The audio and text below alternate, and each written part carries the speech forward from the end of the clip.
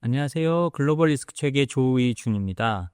오늘 저희는 중국의 본격적인 반격에 대해서 한번 말씀드리겠습니다. 제가 올 연초부터 계속 했던 말인데요. 올해는 트럼프 대통령의 공격이 일찍부터 시작될 거다.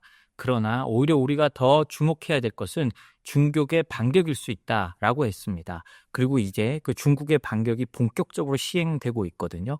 이게 어떤 결과를 가지고 올지 우리는 알 수 없습니다. 어느 정도에서 협상을 할 것인지 혹은 협상을 할 수 있는 그 가능성마저 사라져서 미국과 중국이 정말 마치 경제적 베트남전처럼 서로 소모전을 하면서 쭉 갈지 알 수는 없습니다. 물론 그 중간 어딘가에 타협할 가능성이 저는 높다고 생각합니다만 그래도 이제 중국의 본격적인 반격이 시작된 만큼 이 반격이 어떤 효과를 일으킬지도 저희가 한번 알아봐야 될 것 같습니다. 그리고 가장 중국의 큰 무기가 뭐냐? 바로 휘토류잖아요. 이제 중국이 휘토류 수출을 사실상 중단하면서 글로벌 자동차 업계부터 타격이 시작되고 있는데요. 그뿐만이 아닙니다. 저희가 과거에도 다룬 적이 있지만 미국의 힘을 상징하는 해군도 멈출 수가 있습니다. 이거는 미국은 해군을 통해서 전 세계에 힘을 투사하고 있는데요. 그 힘이 미국이란 힘의 근원 자체가 훼손될 수 있다는 겁니다.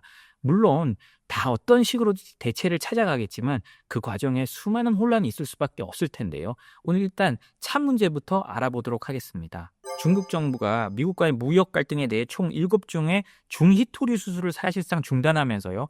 글로벌 자동차 산업과 의료 공급망에 심각한 영향을 끼칠 수 있다는 우려가 제기됐습니다. 이거는 파이낸셜 타임즈가 한 건데요. 이 중히토류는 전체 희소류 원소 중에서도요. 원자 번호가 상대적으로 높은 원소분을 지칭하는데 이게 첨단 소재에서는 가장 중요한 거라고 합니다. 그 예를 들자면 사마리움, 가돌리늄, 테르비움 뭐 이렇게 좀 어려운 이름들의 광석들인데요. 코발트 자석, 조영제, 형광제, 그다음에 전기차 모터, 방사선 치료제, 항공기 부품용 합금 등등에 사용된다고 합니다. 중국 정부는 이들 품목이 이중용도 물품이라면서요. 수출을 위해서는 특별 허가가 필요하다고 했는데요. 여기서 나옵니다. 이중용도 품목이란 거는 산업에도 쓰이지만 군사용으로도 쓸 수 있다라는 겁니다. 그걸 명분으로 지금 좋고 있다는 거거든요. 그런데요, 대부분의 자동차 기업들은 이런 필요한 히토류 자석을 한 2, 3개월치만 비축하고 있다고 합니다. 이런 히토류가 있어야 그 전기차에 들어가는 자석을 만들 수 있는데 2, 3개월치라면 앞으로 한 3개월 뒤면 여기에 대한 공급 부족이 바로 나타날 수 있다는 거거든요. 근데 문제가 있습니다. 이 3개월 뒤는 중국이 굉장히 특정 시점과 맞추려고 하는 것이 있을 수 있습니다. 언제냐? 트럼프 대통령이 관세를 90일간 유예했잖아요.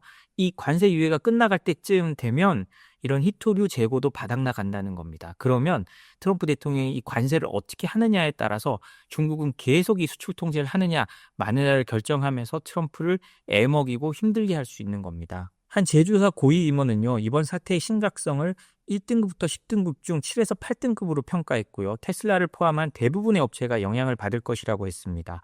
그런데 이건 뭐 꼭 자동차뿐만이 아니죠. 이 항공기 부품이 제대로 못 만들어진다면 전 세계를 날고 있는 항공기에도 영향을 끼칠 수 있는 겁니다. 그리고 의료 부문도 타격이 예상되고 있는데요. 암 치료 및 MRI 조영제의 필수적인 가돌리늄, 루테늄, 이트리움 등의 수출이 제한되면서 환자 치료에도 차질이 우려된다고 합니다. 이렇게 되면 이 환자들 같은 경우는 더더욱 급한 사람들이잖아요. 트럼프 대통령에 대한 원망이 더욱 커질 수밖에 없습니다. 이거는 여론에 악영향을 미칠 수밖에 없는데요.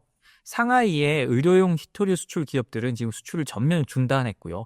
청두나 다른 데 기업들도 해외 판매가 불가능할 것이라는 식으로 응대하고 있다고 합니다. 그리고 의료용에 쓰이는 히토류를 보면요. 미국 지질조사국에 따르면 2022에서 2023년 미국에 수입된 이트리움 화학물의 93%가 중국산이었다고 하니까요. 사실상 중국이 끊으면 미국이 끊어지는 겁니다. 이런 걸 뭐 딴 데서 대체제를 찾는다고 하지만 이런 히토류 광산은 찾기도 어렵습니다. 그리고 해외에 있는 히토류 광산도 중국이 대부분 관리하고 있거든요. 그렇기 때문에 이게 어떻게 될지 모르는 겁니다. 미국 입장에서는 더더욱 괴로운 상황을 맞을 수 있는 거죠. 중국이 이제 본격적으로 반격을 시작하고 있는 겁니다. 올 초 기사입니다. 이게 미중 무역 전쟁을 염두에 두고 트럼프 대통령이 취임 직전에 나온 기사인데요. 다시 한번 저희가 소개하겠습니다. 중국이 만약에 히토류나 광물 봉쇄를 할 경우에 미국은 무기 부품이나 이런 걸 어떤 차질을 주는지에 대한 얘기인데요. 미국 무기 부품 약 2만 개 그리고 무기 약 한 1,000개 이상이 영향을 받는다고 합니다. 특히 해군에게 이 영향을 받는 무기 한 500개가 몰려 있거든요. 그리고 육군 공군순이라고 하는데요. 이것도 한번 저희가 알아보겠습니다. 미 해군은 미국 힘의 상징입니다. 이 힘의 상징이 무기를 제대로 정비하거나 만들 수 없어진다는 거거든요. 그럼 미국 입장에서는 답답하고 힘들 수밖에 없습니다. 이게요, 트럼프 대통령이 취임하기 직전인 올 1월 3일에요. 중국 상무부가 국가 안보와 이익을 보호하기 위해서 갈륨, 게르마늄, 안티몬 등 첨단 기술 소재 관련 이중 용도 품목의 대미 수출을 원칙적으로 금지한다고 했거든요. 이 안티몬 같은 경우는요, 방탄 소재의 내구성을 강화하고 야간 투시경, 탄약, 방어 장비 등에 사용됩니다. 갈륨은 고주파 레이더, 그다음에 군사통신 장비, 항공전자 시스템 이런 데 들어가고요. 게르마늄은 적외선 탐지기, 고해상도 야간 투시경, 열 영상 장비 이런 데 들어갑니다. 그리고 정밀 미사일 유도 시스템에도 게르마늄이 핵심적이거든요. 그런데 미국의 국가안보 관련 데이터 분석 회사인 고비니가 중국이 이걸 끊었을 때 어떻게 됐냐라고 봤을 때 약 한 2만 개의 미국 무기 부품이 영향을 받는다고 합니다. 그리고 이를 통해서 만들어지는 1,000개 이상의 무기의 생산이 차질을 빚을 수 있다고 보는데요.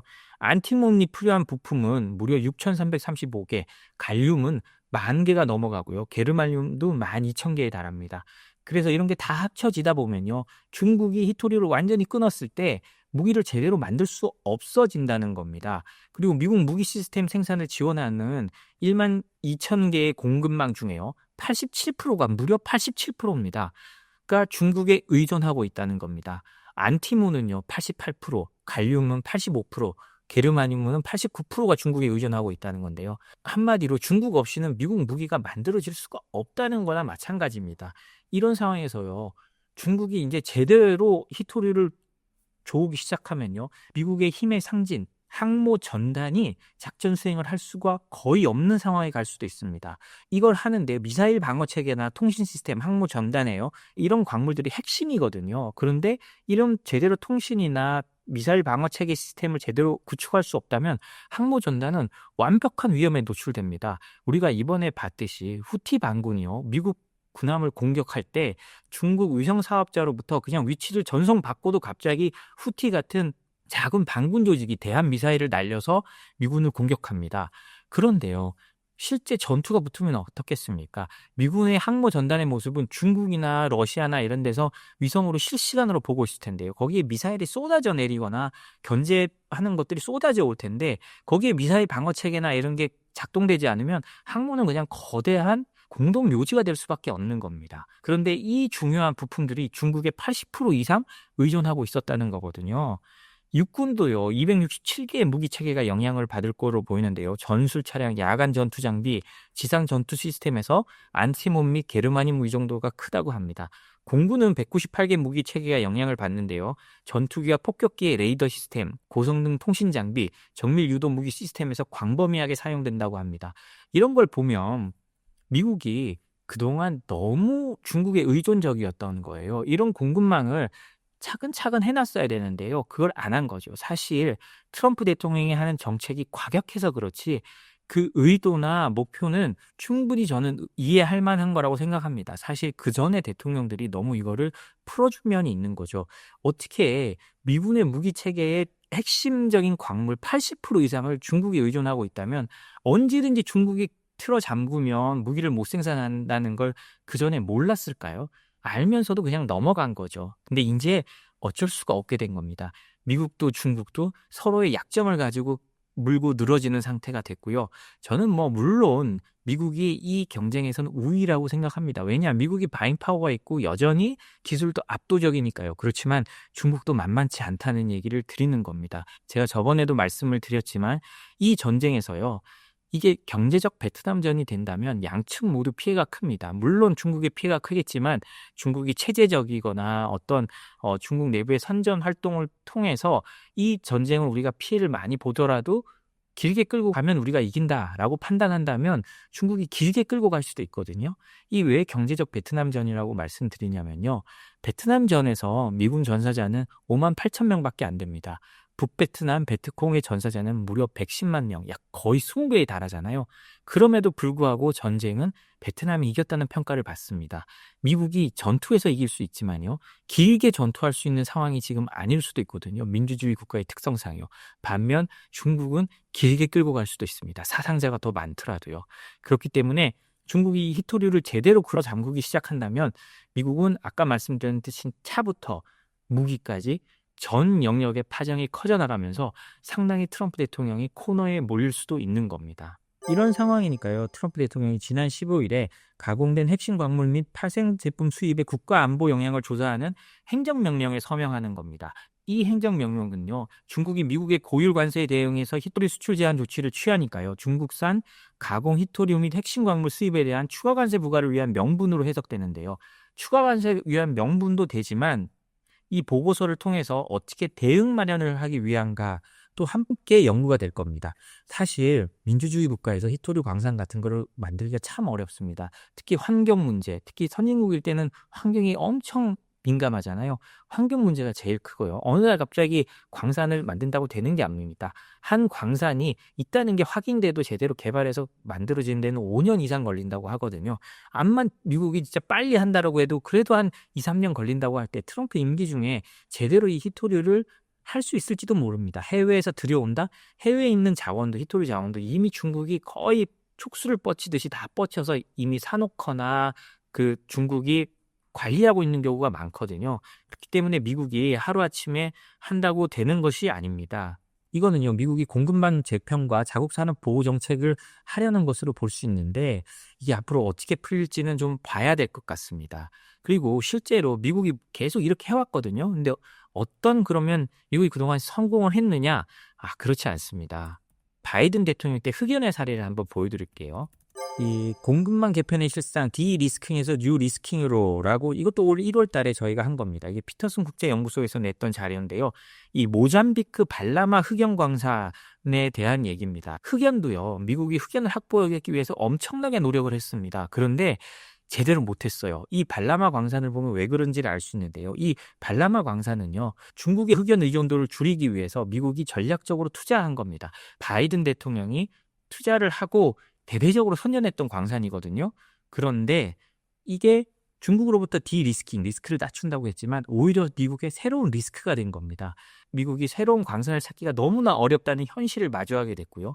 오히려 그로 인해 그 지역의 갈등이 더 심해진다는 걸 확인한 겁니다. 바이든 대통령요, 지난 2023년에요. 이 모잠비크 발라마 광산에 1억 5천만 달러의 대출을 발표했습니다. 그리고 이걸 통해 가지고 흑연을 생산하겠다. 우리가 중국으로부터 흑연을 독립하겠다라는 취지를 명확하게 했거든요. 그런데요, 발라마 광산이 다시 개발에 들어가고 제대로 하려고 하니까 문제가 생깁니다. 이 재정착 문제를 둘러싼 지역 농민들이 시위를 벌이고요. 그다음에 모잠비크 대통령 선거를 둘러싼 전국적인 시위가 생기고 반군들이 활동을 하면서 또 그쪽으로 쳐들어오는 겁니다. 돈이 보이니까 그 지역에서 또 쳐들어오고 서로 이권이 얽히고 또 충돌이 일어나는 거였거든요. 그러니까 결국 이 발라마 프로젝트는 폐쇄되면서 좌초하고 맙니다. 이건 미국이 정말 이 새로운 광산이나 히토리를 개발하기 어렵다는 걸 뼈저리게 느끼게 해준 사건이었는데요. 그래서 당시 피터슨 연구소는 익숙한 악마, 즉 중국이요, 낯선 악마, 아프리카보다는 낫다라는 속담을 다시 한번 떠올릴 때라고 했습니다. 어떻게든 중국과 잘 지내면서 이 공급망을 유지하는 게 미국엔 이득이다라고 했는데 그 몇 달 새에 상황이 너무나 크게 변해서 미국은 이제 거기 의존하기 힘든 상황이 된 거죠. 이처럼 중국의 카운터 펀치가 미국에 상당한 영향을 줄 수 있습니다. 그리고 생각보다 아프고 전 세계 공급망을 교란시킬 수도 있는 겁니다.